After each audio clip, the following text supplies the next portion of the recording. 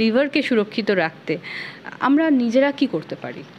Liver সুরক্ষিত রাখা সবচেয়ে বড় জিনিস আজকালকার দিনে আমার মনে হয় একটা ধরুন নর্মাল লাইফস্টাইল, যত সুন্দর লাইফস্টাইল হয় সব রোগ থেকেই তার একটা মুক্তি পাওয়ার সম্ভাবনা থাকে। কিন্তু লিভার আমাদের দেশে যেটা most important, single most important thing, এটা হচ্ছে অ্যালকোহল।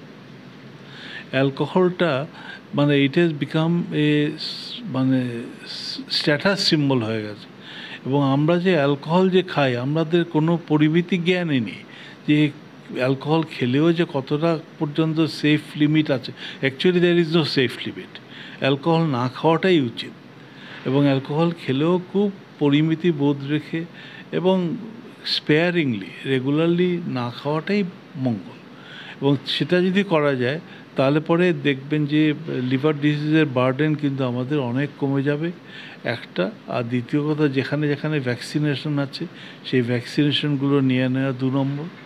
আর 3 নম্বর হচ্ছে গিয়ে যে লাইফস্টাইল ডিজিজ যেগুলো, যেরকম আমাদের যে মেটাবলিক সিনড্রোম যেটাকে বলে, ফ্যাটি লিভার যার জন্য হয়, একটা হচ্ছে diabetes, high cholesterol, central obesity মানে ভুঁড়িটা অনেকটা বড়, আর হাই ব্লাড প্রেশার।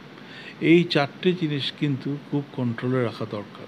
মানে এই 4টে জিনিসের মধ্যে অনেকগুলোই খুব কন্ট্রোলে রাখলে সেগুলো কিন্তু প্রিভেন্টিভ মেজার হিসাবেও কাজ করবে।